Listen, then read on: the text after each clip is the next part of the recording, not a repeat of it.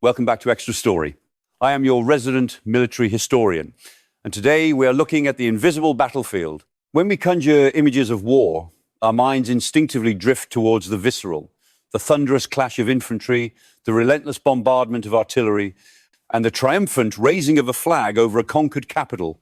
We are conditioned by centuries of romanticized history to believe that victory is measured solely in square miles of captured earth. But what if I told you that some of the most devastating conflicts in human history were won without a single soldier setting foot in the enemy's capital? What if the true art of war is not about taking land, but about denying the enemy the very means to exist? This is the realm of economic warfare, a brutal, silent, and suffocating strategy that bends empires to their knees by targeting their wallets, their trade routes, and their supply chains. It is a strategy that operates in the shadows, far from the glory of the battlefield, yet its consequences are absolute. In this comprehensive deep dive, we will explore the history of conflicts where the objective was never territorial expansion, but rather the systematic dismantling of a rival's economy. From ancient blockades to modern cyber attacks, we will uncover how inflating the cost of survival has always been the ultimate weapon. To understand the genesis of this strategy, we must travel back to the cradle of Western civilization, ancient Greece. Long before the concept of globalized trade, the Athenian Empire recognized that wealth was the true sinew of war. In 432 BC, Pericles, the great Athenian statesman, implemented the Megarian decree. This was not a military strike, but a devastating economic sanction. Megara, a Spartan ally, was banned from trading in any port within the Athenian Empire. For a maritime state dependent on commerce, this was a death sentence. The decree strangled Megara's economy, causing widespread famine and economic collapse without a single Athenian hoplite crossing their borders. The economic shockwaves reverberated across the Aegean, demonstrating the fragility of alliances built on commerce. This pivotal moment in military history demonstrates an early, profound understanding that you do not need to burn a city to the ground if you can simply starve it of the resources required to function. The Spartans, recognizing the existential threat this posed to their alliance network, were forced into the Peloponnesian War. The decree was a masterclass in asymmetrical pressure, proving that control over markets and harbors could be just as lethal as a phalanx on the battlefield. As we move forward into the Middle Ages, the concept of the blockade evolved from isolated decrees into sophisticated, protracted campaigns of economic strangulation. The Hanseatic League, a powerful commercial and defensive confederation of merchant guilds and market towns in northwestern and central Europe, wielded economic warfare with ruthless efficiency. They did not maintain massive standing armies to conquer territory. Instead, they monopolized trade routes, particularly in the Baltic and North Seas. When a rival city or a defiant monarch attempted to challenge their hegemony, the League simply closed their ports and imposed strict embargoes. By cutting off access to vital commodities like grain, timber, and salted fish, they could bring entire kingdoms to the brink of starvation and financial ruin. They understood that a blockade was not merely a physical barrier, but a psychological weapon that eroded the political will of the enemy. This period solidified the notion that maritime supremacy was inextricably linked to economic dominance. The sea was no longer just a barrier or a highway, it was the ultimate choke point. If you could command the waves, you could dictate the terms of survival for any nation dependent on maritime trade, achieving capitulation far more cheaply than a bloody siege. The dawn of the Age of Sail and the expansion of global empires introduced a new economic philosophy that inherently weaponized trade: mercantilism. Nations operated on the belief that global wealth was finite, and therefore one nation's economic gain was intrinsically another's loss. War and commerce became indistinguishable. The objective was to extract maximum wealth from colonies while strictly denying rivals access to those same markets. The Navigation Acts passed by the English Parliament in the 17th century were essentially declarations of economic warfare against the Dutch Republic. By mandating that only English ships could carry goods into England and its colonies, they sought to systematically dismantle the Dutch carrying trade, which was the lifeblood of their economy.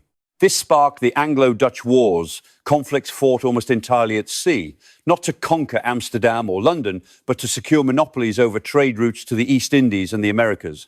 These naval engagements were the kinetic expression of a fundamentally economic doctrine aiming to shatter the financial foundations of the enemy. The battles were bloody, but the true victories were measured in captured merchantmen, disrupted supply chains, and the slow, inevitable bankruptcy of the opposing state. Perhaps the most ambitious and ultimately flawed attempt at continental economic warfare was orchestrated by Napoleon Bonaparte. Following the decisive destruction of the French and Allied fleets at the Battle of Trafalgar in 1805, Napoleon recognized that a conventional military invasion of the British Isles was impossible.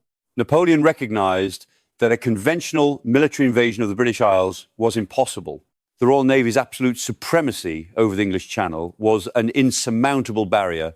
Therefore, Napoleon pivoted to a grand strategy of economic asphyxiation, the continental system.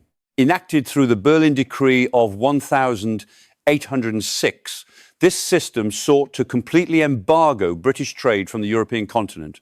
Napoleon's logic was straightforward. Britain, famously described as a nation of shopkeepers, relied entirely on its export-driven economy to fund its massive war effort and subsidize the coalitions fighting against France. He envisioned a self-sufficient European bloc, firmly under French hegemony, completely insulated from British commercial influence.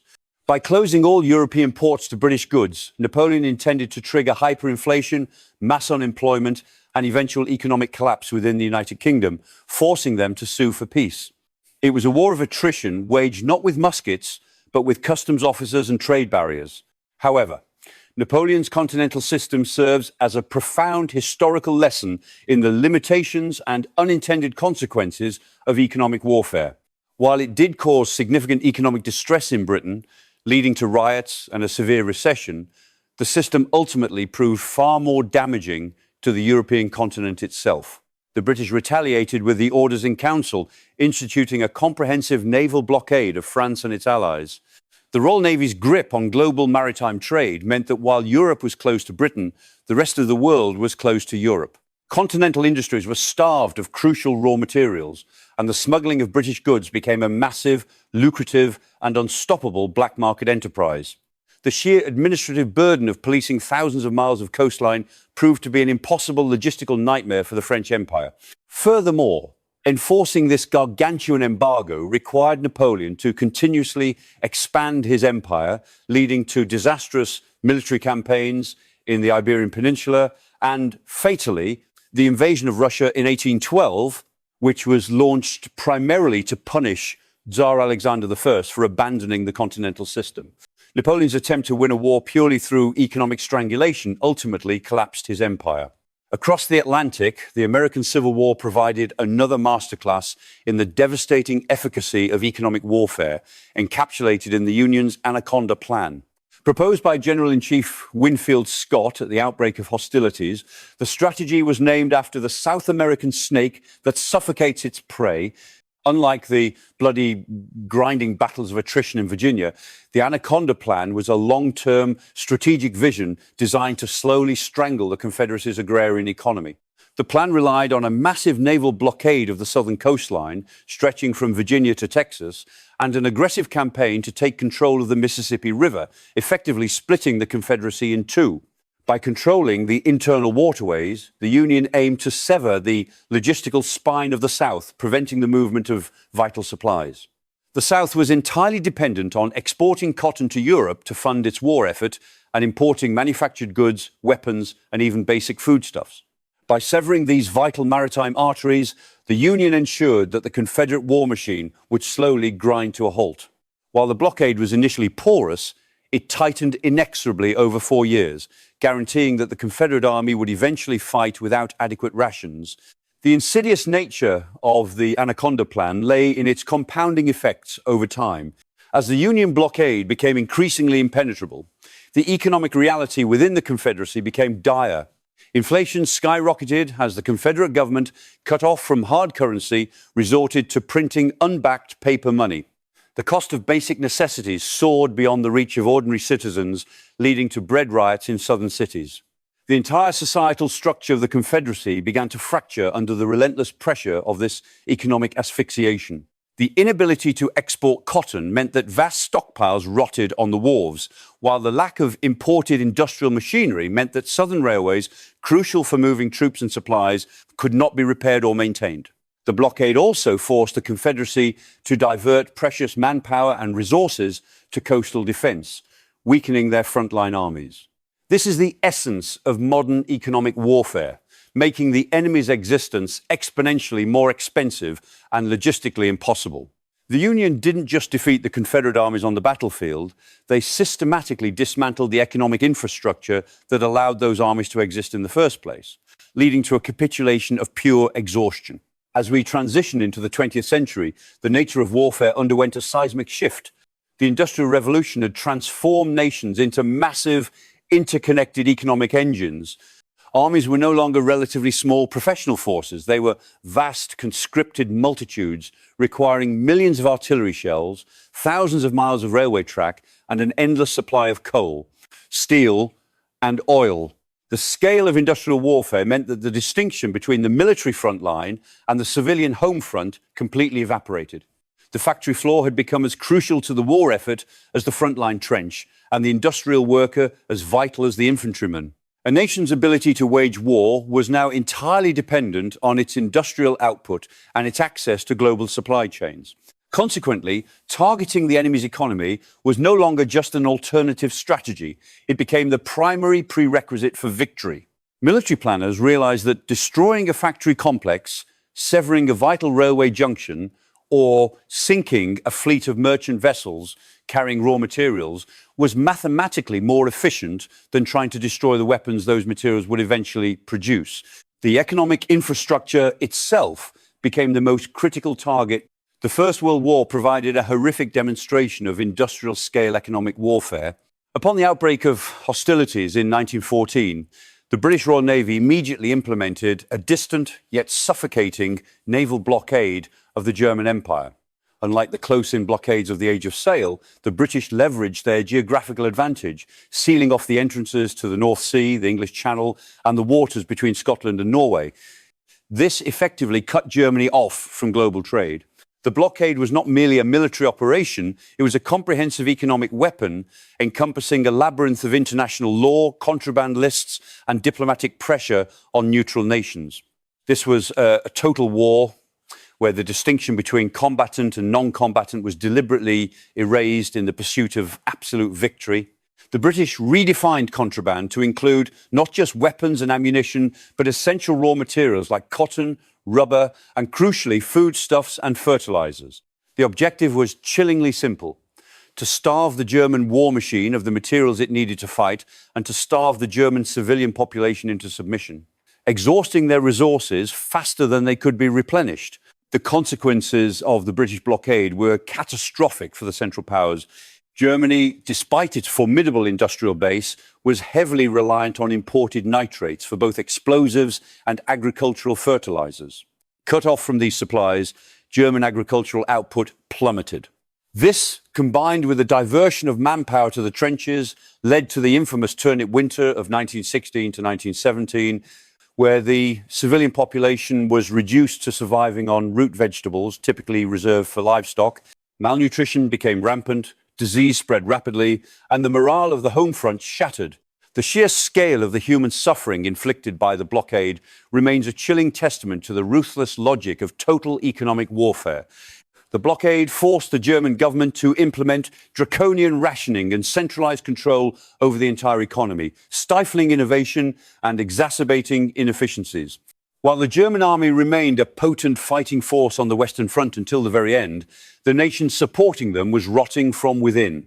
The blockade demonstrated that in modern war, you do not need to march an army into the capital. You simply need to sever their lifelines until the societal structure collapses under the weight of deprivation. In a desperate bid to break the economic stranglehold, Germany resorted to its own form of asymmetrical economic warfare, the U-boat campaign.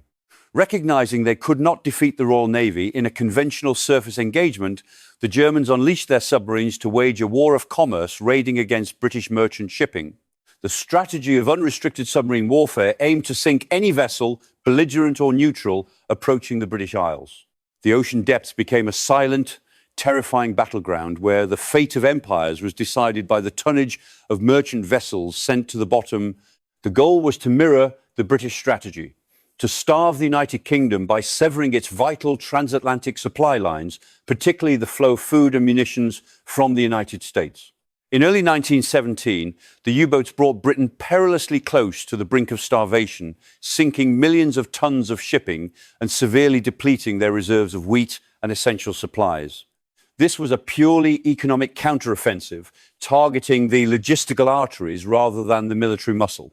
However, the sheer brutality of this warfare, particularly the sinking of neutral American vessels, ultimately drew the immense industrial might of the United States into the war. The devastating effectiveness of economic blockades during the First World War profoundly influenced diplomatic thinking in the interwar period. The newly formed League of Nations sought to institutionalize economic warfare as a mechanism for preserving global peace.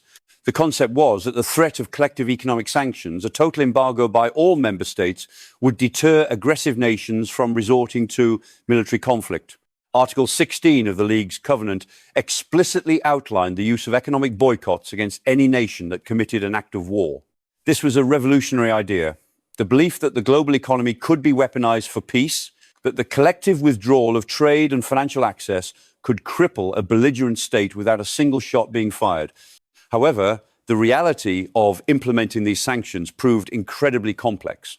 The global economy was not a monolithic entity. It was a fragmented web of competing national interests. When Italy invaded Abyssinia in 1935, the League's sanctions were half-hearted and entirely ineffective. This failure exposed the inherent weakness of collective security when it clashed with the immediate economic priorities of sovereign nations, as crucial commodities like oil were excluded to protect commercial interests. The advent of the Second World War saw economic warfare take to the skies. Strategic bombing campaigns, conducted primarily by the British Royal Air Force and the United States Army Air Forces, were fundamentally economic operations. The objective was not necessarily to kill enemy soldiers, but to systematically dismantle the industrial capacity of the Axis powers. The skies above Europe became a massive, highly contested arena where the sole objective was the systematic deconstruction of the enemy's industrial base. Allied planners developed complex matrices of critical economic choke points.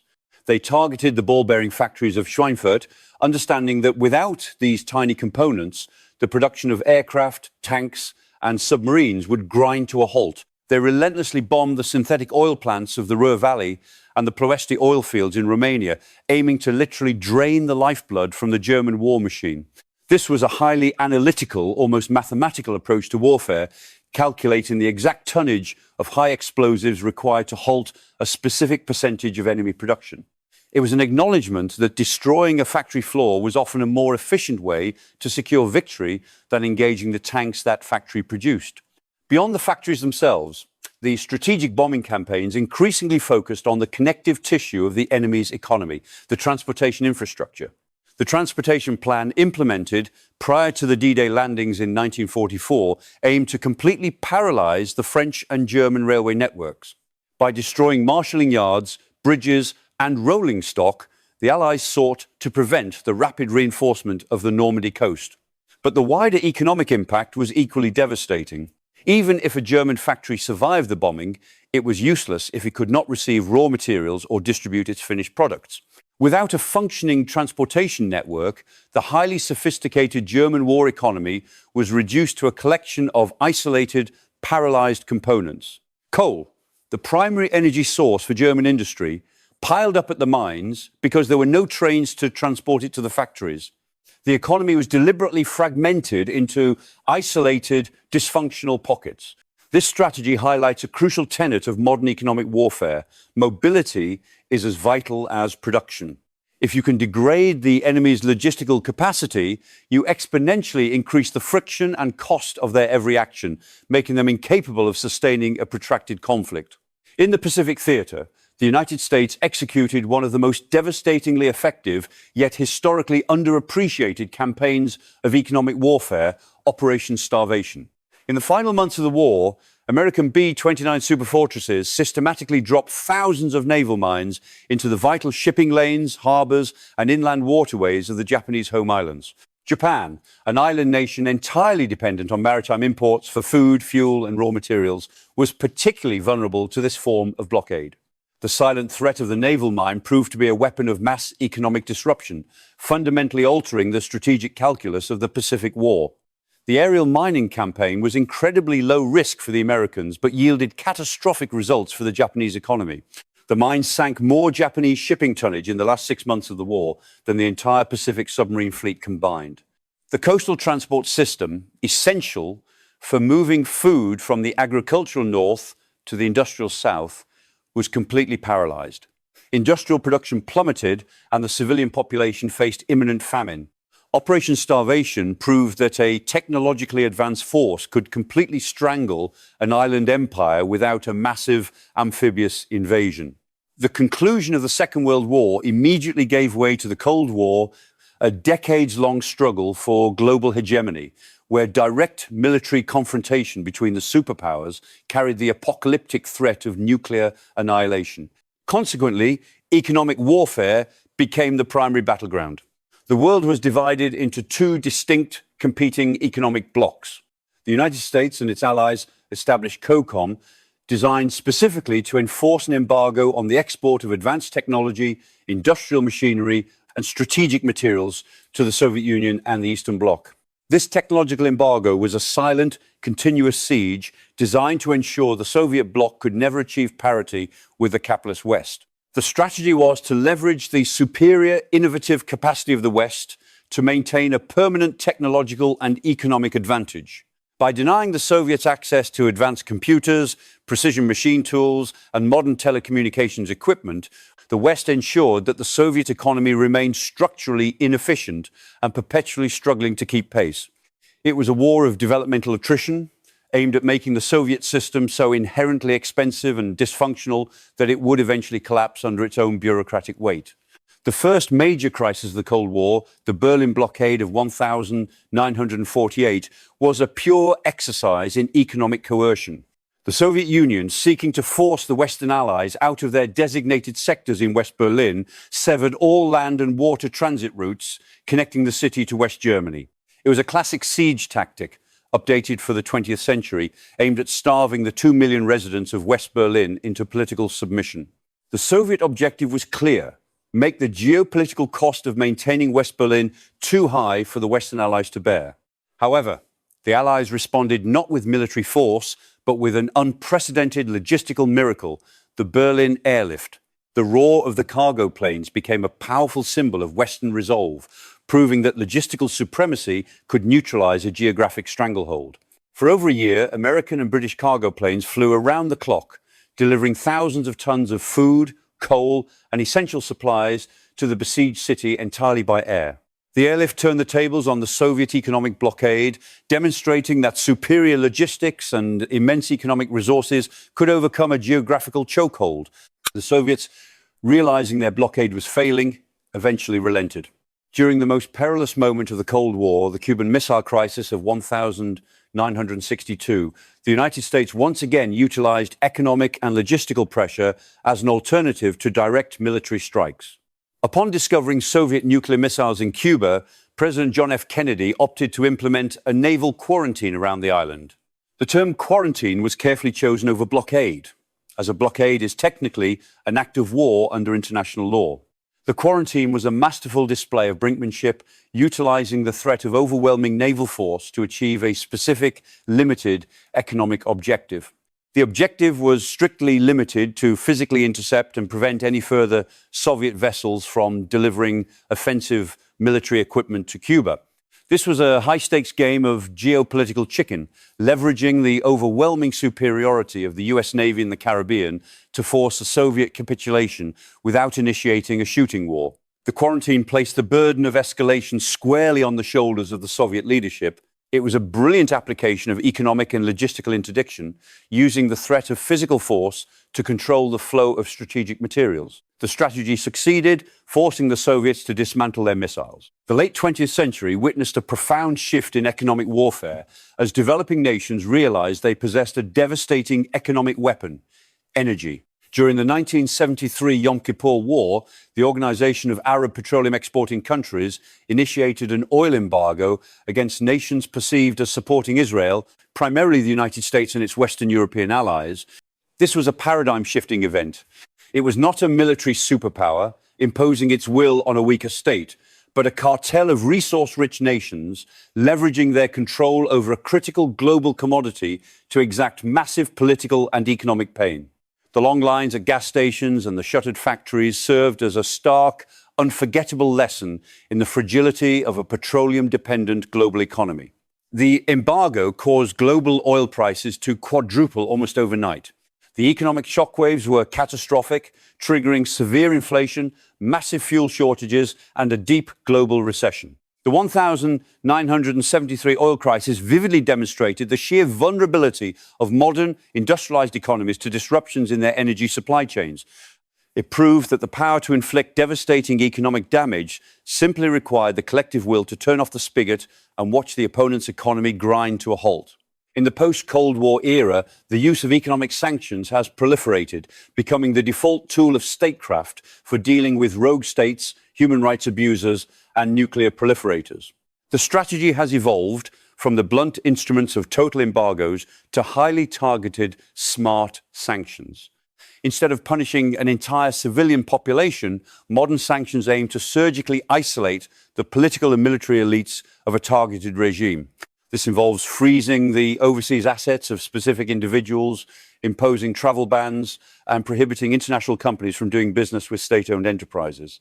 The objective is to make the cost of defiance so personally ruinous for the leadership that they are compelled to alter their geopolitical trajectory. The campaign against apartheid South Africa in the 1980s showcased the power of comprehensive international sanctions combined with corporate divestment to isolate a regime and force fundamental political change. By cutting off access to international capital markets and foreign investment, the global community made the economic cost of maintaining the apartheid system completely unsustainable.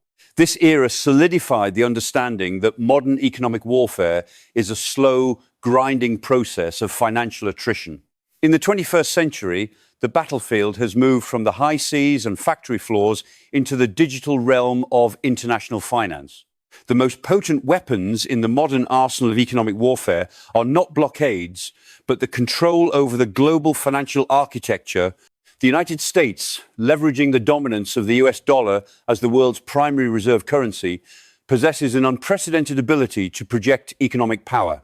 The dominance of the dollar provides Washington with an unparalleled, almost unilateral ability to enforce its will upon the global financial system. By restricting a nation's access to the US financial system, or by cutting them off from SWIFT, the international messaging network that facilitates cross-border banking, the US and its allies can effectively sever a country from the global economy in a matter of keystrokes.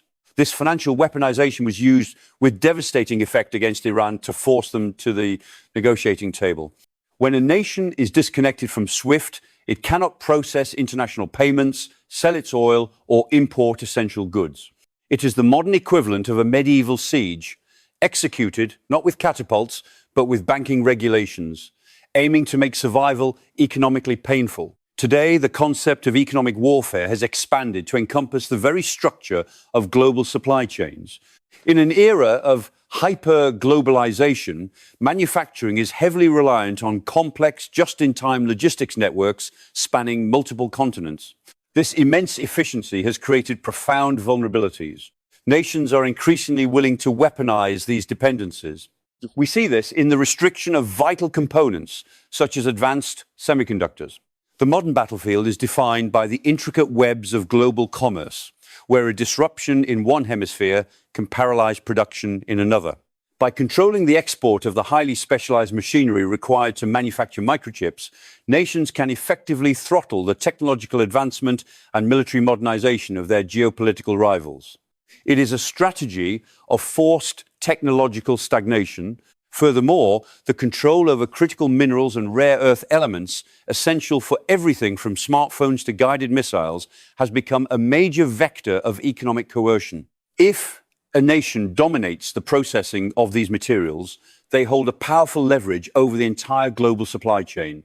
You do not need to bomb a tank factory You simply deny them the microchips required to operate the targeting systems.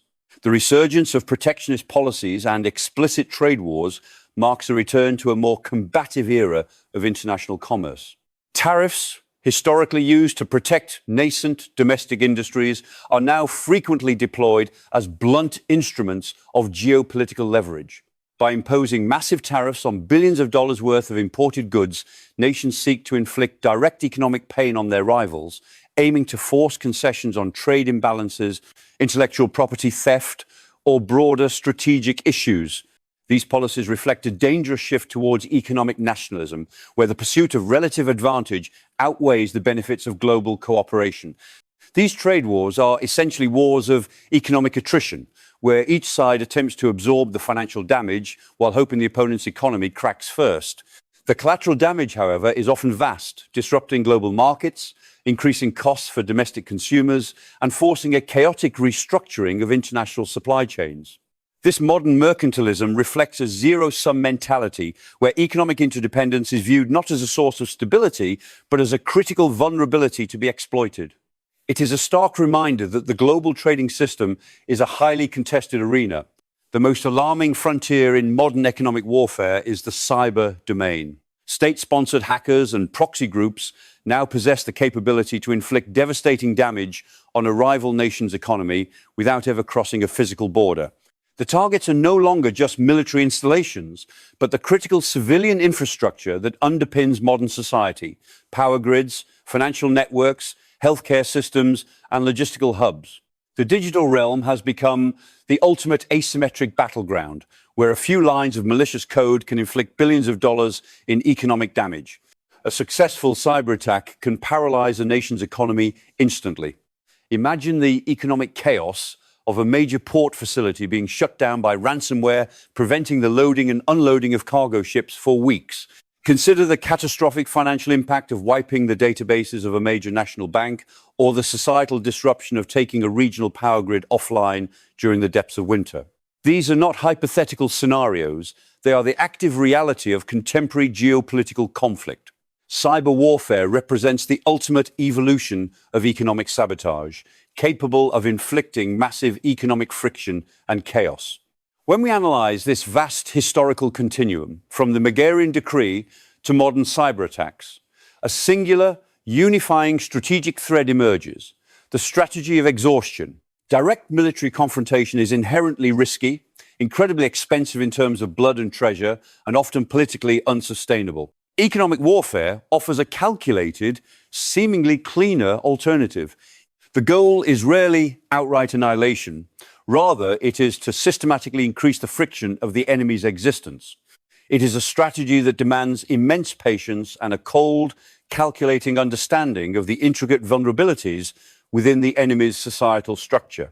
It is about making every action they take, whether it is building a jet fighter, importing grain, or simply keeping the lights on, exponentially more difficult and costly. You force the opponent to constantly divert resources, to manage domestic crises, and to patch a bleeding economy rather than projecting power abroad. It is a slow, grinding process of systemic degradation. The true victory in economic warfare is achieved when the enemy's leadership looks at their balance sheets, surveys their crumbling infrastructure, and concludes that the cost of continuing the conflict is far greater than capitulation.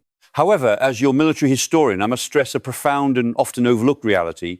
Economic warfare, despite its bloodless reputation, carries a devastating human cost. When we speak of sanctions, blockades, and supply chain disruptions, we are employing antiseptic terminology to describe policies that inflict profound suffering primarily on civilian populations. It is rarely the political elites or the military generals who starve when a port is blockaded or when a currency collapses. The moral ambiguity of this strategy is profound, forcing us to confront the ethical implications of using civilian starvation as a tool of statecraft. It is the ordinary citizens, the elderly, and the children who bear the brunt of hyperinflation, food shortages, and the denial of essential medical supplies. The strategy of economic exhaustion fundamentally relies on creating enough civilian misery to force a change in political behavior. We must strip away the illusion that economic warfare is a benign or entirely humane alternative to kinetic conflict. It is a brutal, blunt instrument that weaponizes poverty, disease, and deprivation. An economy is not just lines on a graph, it is how millions sustain their lives. It is also crucial to acknowledge that economic warfare rarely yields rapid or guaranteed results. History is replete with examples of targeted nations demonstrating extraordinary resilience in the face of severe economic strangulation. When pushed to the brink, societies often adapt, innovate, and endure. Embargoes frequently spur the development of domestic industries, forcing nations to become self-sufficient in critical technologies or to find alternative clandestine supply routes. The history of sanctions is a complex narrative of unintended consequences where economic pressure often yields unpredictable and counterproductive results. Furthermore, aggressive economic pressure can often backfire politically, allowing authoritarian regimes to rally their populations against a perceived external aggressor, thereby consolidating their grip on power rather than weakening it. The target state learns to live with the friction, restructuring its economy to survive the siege.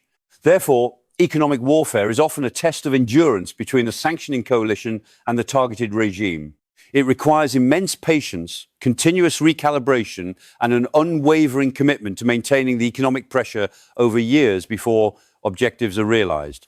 As we look towards the future of geopolitical conflict, it is abundantly clear that the economic domain will remain the primary theater of engagement. The interconnected nature of the global economy means that the weapons of the 21st century are supply chains, capital markets, energy grids, and data networks. The great power competitions of our era will largely be decided not by who possesses the largest army, but by who controls the technological high ground, who commands the flow of critical resources, and who can most effectively weaponize the immense complexities of global trade. The nations that master this new form of warfare will dictate the course of the 21st century, shaping the global order through economic leverage.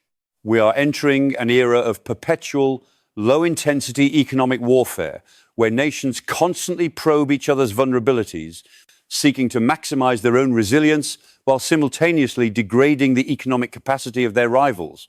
The traditional boundaries between peace and war have become permanently blurred. In this new paradigm, every tariff, every export control, and every cyber intrusion is a tactical maneuver in a grand strategic game. The history of warfare is not merely a chronicle of battles won and lost. It is the study of how power is projected, sustained, and ultimately broken. The conflicts we've examined today, the blockades, the embargoes, the financial sanctions, reveal a profound truth. The most devastating weapon a nation can wield is the ability to dismantle its opponent's economy. Capturing a capital city is a symbolic triumph, but capturing the supply lines, the trade routes, and the financial lifelines is a systemic victory. The silent strangulation of an economy will always be the most potent and perhaps the most terrifying weapon in the vast arsenal of global geopolitics.